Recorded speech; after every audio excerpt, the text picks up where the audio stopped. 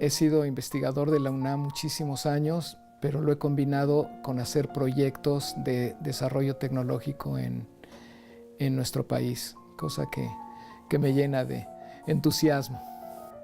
Sí, desde que hice mi doctorado en Estados Unidos, en la ciudad de Houston, estuve involucrado con el tema espacial. Mi tema de tesis fue procesamiento de imágenes de satélite para detectar diferentes usos del suelo. Estuve 2 años en la NASA trabajando en desarrollar el software para este procesamiento de imágenes.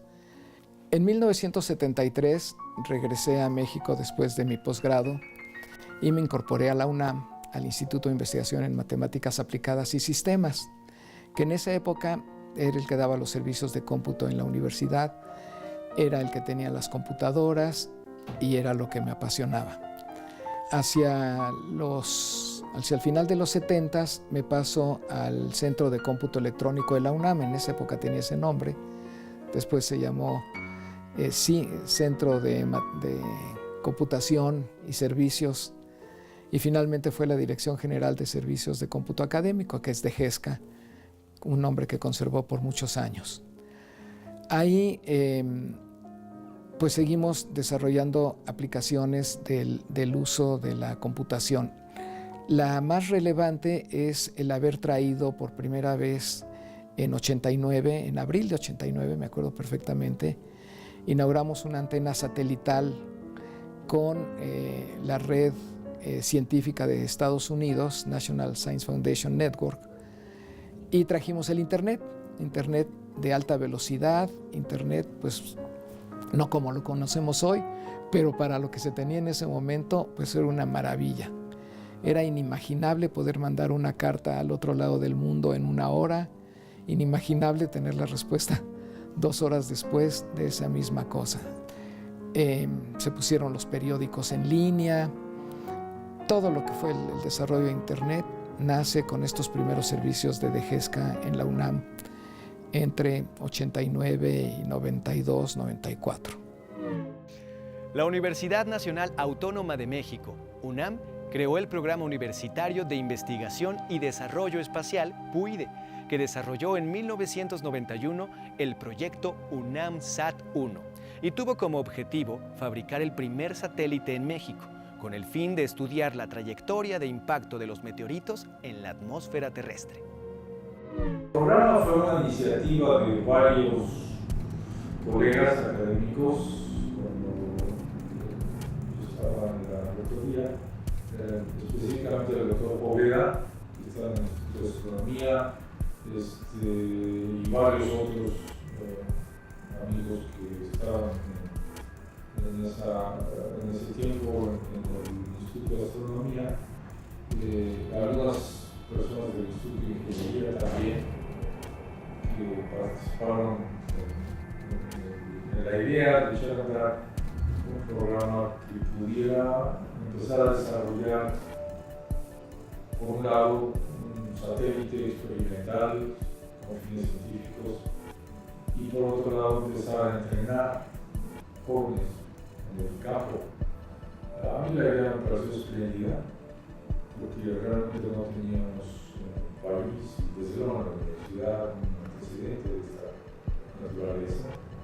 A la parte del entrenamiento de los jóvenes me pareció particularmente atractiva para ir conformando un núcleo de personas, de ingenieros, científicos, con capacidad de diseñar los satélites, primero científicos y después quizá de otra naturaleza.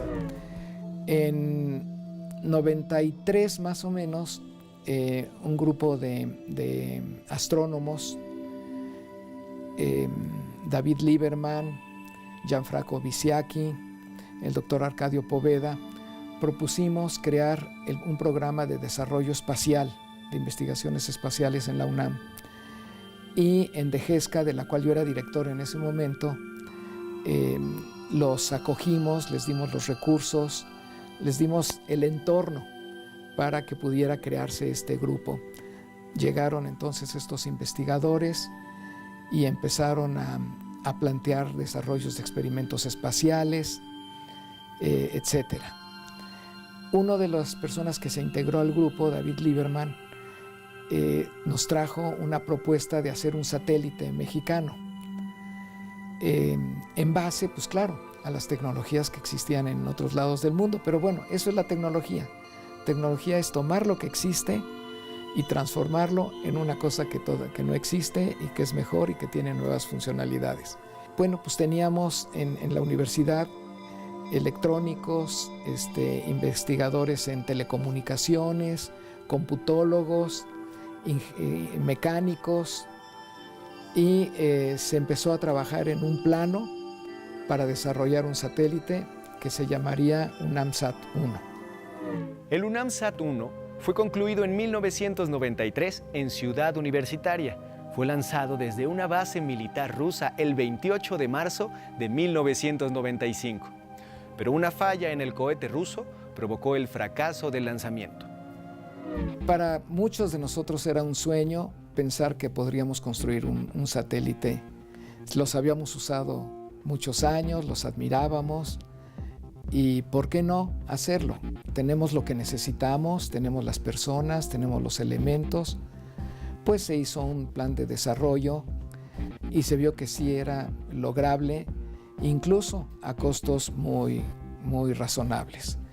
Los científicos más duros, más científicos, decían, bueno, pero además de hacer un satélite que vuele y que transmita, vamos a hacer que también haga un experimento científico de gran valor. Entonces propusieron un experimento para medir micrometeoritos. Micrometeoritos son una gran cantidad de pequeñísimas partículas que llegan a la Tierra todos los días, y es importante saber cuántas llegan porque finalmente están afectando lo que es el planeta. Pues de hecho el planeta va engordando, ¿no? Con todo lo que va recibiendo del cielo, cometas, pero los micrometeoritos no se habían estudiado. Entonces el satélite iba a llevar un experimento que iba a estarlos midiendo. Los micrometeoritos iban a pegar en un sensor, el sensor los detectaba, se transmitiría la información a la Tierra y habría material para seguir haciendo ciencia. También el satélite tendría que tener costos razonables. Todo lo que se requirió para hacer ese satélite en 92, 93 fueron $60,000, de los cuales casi la mitad fue el costo de los paneles solares, porque todas las cosas que se ponen en el satélite tienen que ser de calidad espacial, que aguanten el vacío, que aguanten las temperaturas. Entonces, bueno, esos no había forma de fabricarlos al menos no había forma de fabricarlos al corto plazo. Se diseñó la computadora, se diseñó el experimento y se empezó a buscar quién podría lanzarlo. En un contacto afortunado con la embajada rusa, el agregado científico, que es otro de los grandes precursores del proyecto, nos dijo que pues la Unión Soviética ya se había transformado en Rusia, había apertura y toda la industria militar rusa se estaba transformando a industria civil, y que había empresas que tenían cientos o miles de cohetes listos para lanzarse, ya no tenían armas, pero ahí estaban, y que se estaba haciendo una nueva empresa que nos daría gratis el lanzamiento, porque seríamos la primera institución ajena a la empresa que lanzarían ellos. Junto con nosotros, la Universidad de Israel también hizo un satélite más grande que el nuestro y sería lanzado en este primer lanzamiento. Bueno, pues entonces como que se tenía ya todos los elementos necesarios, ¿no? Cómo construir el satélite, qué lo va a lanzar, cuál era un objetivo, además de solo hacer un satélite, un objetivo de alguna prueba científica interesante, y pues vamos a construirlo. Aproximadamente llevó 1.5 años o 2 años el hacer toda esta construcción. El satélite estuvo listo y vienen entonces las pruebas para ver si era susceptible de ser lanzado, porque nadie va a gastar dinero lanzando un satélite que cuando empiece la aceleración se desmoronara, cuando hiciera calor se derritiera, cuando hiciera frío se congelara. Y entonces fueron ya a Rusia estas personas, sobre todo Vysiaki y Lieberman, y pasaron todas las pruebas que pasan todos los satélites rusos para ser lanzados: vibración, temperatura, aceleración, radiofrecuencia, radiación solar. Y maravilloso, todas las pasó nuestro satélite. Finalmente se pone en el cohete, se lanza, pero era el segundo lanzamiento de esa empresa. El primer lanzamiento no llevaba ningún satélite, era para ver si funcionaba su tecnología. Ya que funcionaba, pues va el satélite israelí y el satélite mexicano, y pues entre la etapa número 1 y la etapa número 2 explota el satélite y viene la tristeza, la depresión, el qué hacemos. Pues dijimos, otro. El UNAMSAT-B comenzó a construirse a la par del UNAMSAT-1 como un satélite gemelo para quedarse en tierra como simulador de la operación en órbita. Sin embargo, tras la fallida puesta en órbita del UNAMSAT-1, se decidió poner en órbita a su gemelo bajo el nombre de UNAMSAT-B. Ya había habido mucha prensa alrededor de este tema, cualquiera puede verla en los periódicos de esa época. Todos los días había anuncios del satélite, que ya iba, que pasó las pruebas, que ya va a salir, las felicitaciones, lo que sea. Pues bueno, tomemos todo eso que ya está construido y hagamos el UNAMSAT-2. Idéntico, pues uno para hacerlo en el menor tiempo posible, para que siguiera el ímpetu. Había más de 100 estudiantes trabajando en este proyecto, muchos de ellos haciendo tesis, y se construye el satélite UNAMSAT-2. Pero ahora la universidad nos dio presupuesto para contratar un lanzamiento profesional también en Rusia, y pues que terminara bien las cosas.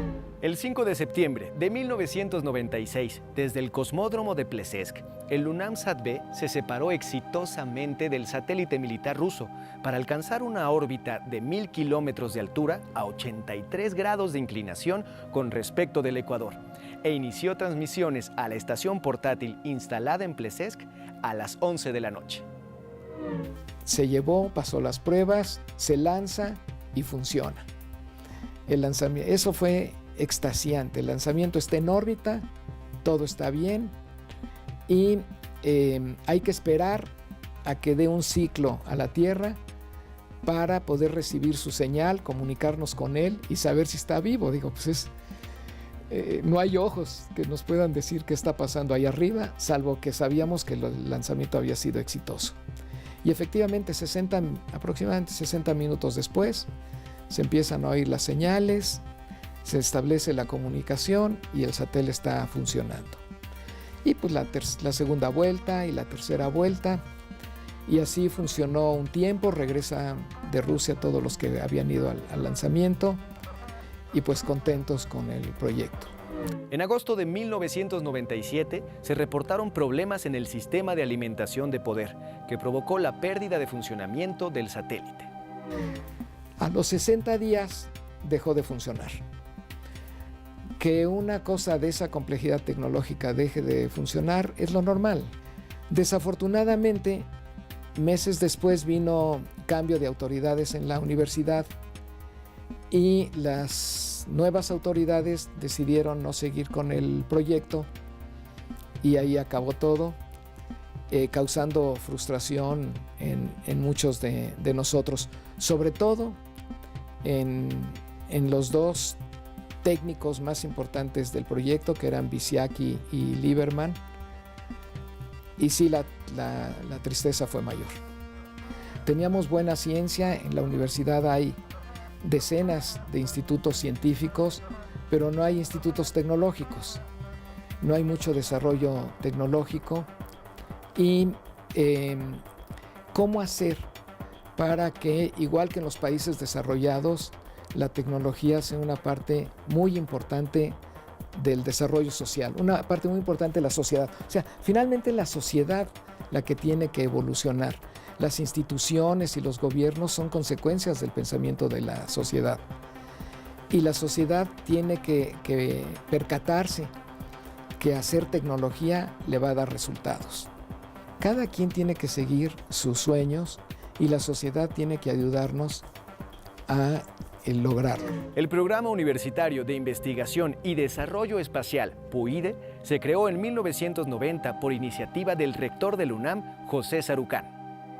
Con el interés que yo tenía de esto y lo importante que me parecía el tema, lo que hice fue conseguir el apoyo y los recursos para que se dieran las diferentes partes, el entrenamiento de los chicos, el desarrollo técnico, experimental de la idea, así que pues hubo los apoyos requeridos para que un proyecto funcione, eso básicamente. Yo no hice nada más, el trabajo fue hecho por todo el equipo de investigadores y de alumnos que estaban trabajando en esto.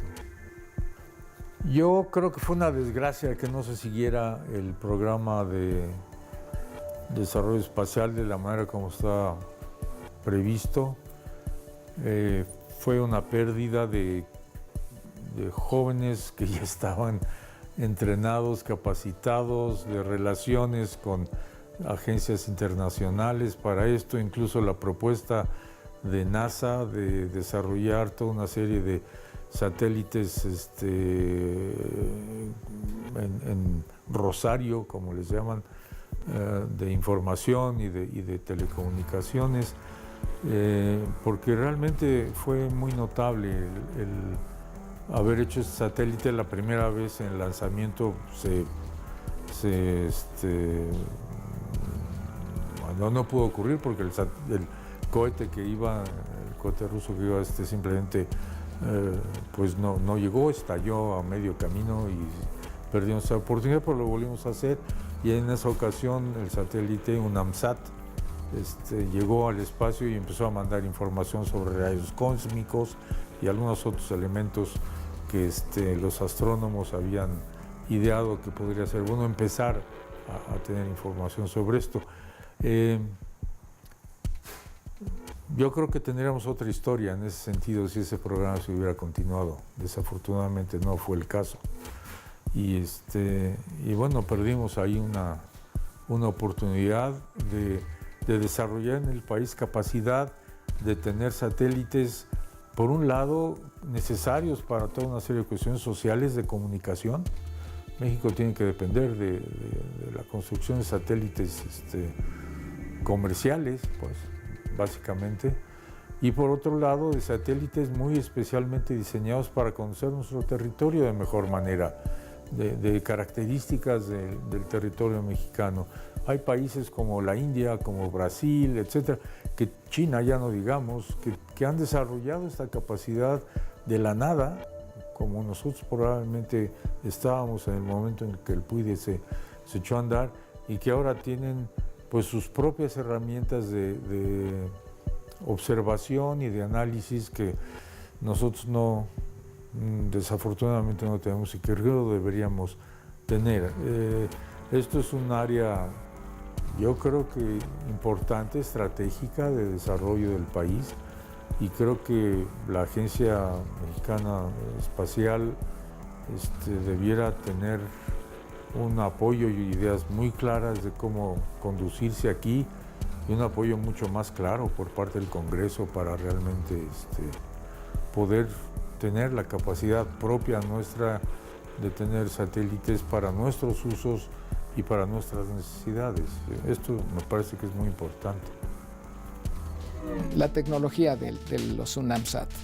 Los dos eran prácticamente iguales, y David Lieberman pertenecía a la Asociación de Radiocomunicadores de Estados Unidos, Y ellos habían ya desarrollado varias docenas de satélites similares. Se llaman satélites experimentales, y entonces esa asociación nos dio los planos iniciales del satélite.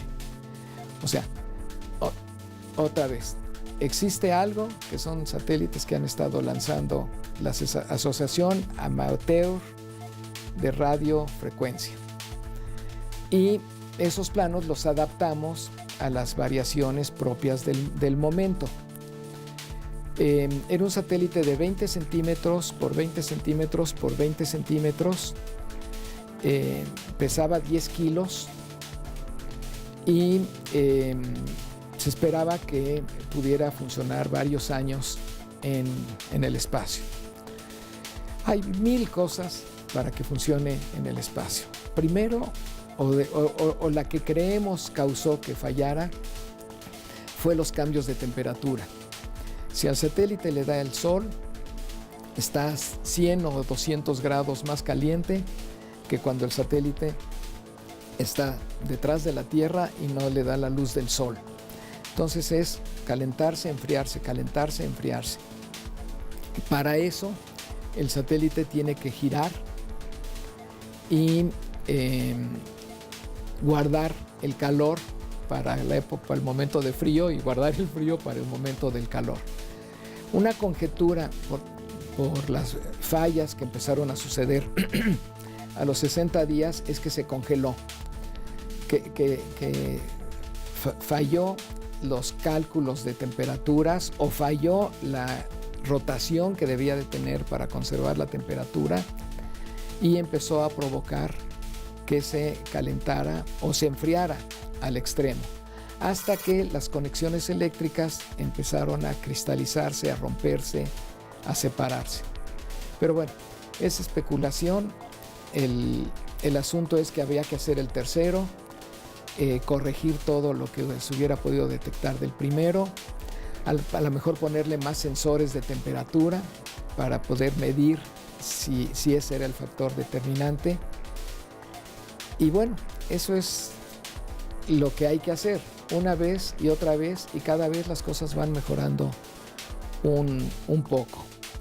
Sentimos que hay otro factor por lo cual no hubo una SAT-3, ni 4, ni 5, y es pues las cosas propias de las relaciones humanas. Muchos universitarios pensaban que se estaban gastando grandes cantidades de dinero en este tema y que mejor deberían de gastarse en sus proyectos. Y realmente todos tienen razón. Hay una bolsa finita de dinero, en todos lados, ¿no? En la vida es así. Te da una cantidad de dinero, te da un presupuesto, y siempre para ese presupuesto hay varias cosas que se pueden hacer. Que voy a sembrar, que voy a comprar gallinas para vender huevos, que voy a hacer queso, lo que ustedes piensen. Siempre los humanos afortunadamente tenemos creatividad, tenemos ideas diferentes, y prevaleció que ya no gastaríamos dinero en esta cosa para promover otros proyectos de la UNAM. Entonces lo que es triste para nosotros, debe haberle dado mucha felicidad a aquellos que recibieron esos recursos en ese momento. Son situaciones que las sociedades tienen que aprender a resolver. Conforme las sociedades maduran, pueden hacer bien estas ecuaciones, pueden hacer bien estos equilibrios y ir provocando que todo se vaya desarrollando correctamente. Entonces, es una historia exitosa, que un grupo de universitarios pudieran construir, llegar a que eso fuera lanzado, que funcionara un tiempo, y nos debe de dar las bases para perder el miedo a hacer desarrollo tecnológico y volver a intentarlo cuando se pueda. Claro, cuando lo volvamos a intentar, alguien va a quedarse sin dinero, y para eso tiene que haber administradores de la tecnología, administradores universitarios que sepan hacer estos equilibrios. La realidad es que la UNAM es una institución muy exitosa, hay miles de desarrollos, es un orgullo ser miembro de esta institución y es parte de la vida que tenemos que saber manejar. El PUIDE fue un programa que asumió el liderazgo del desarrollo de satélites mexicanos no comerciales y marcó para siempre la historia de nuestro país.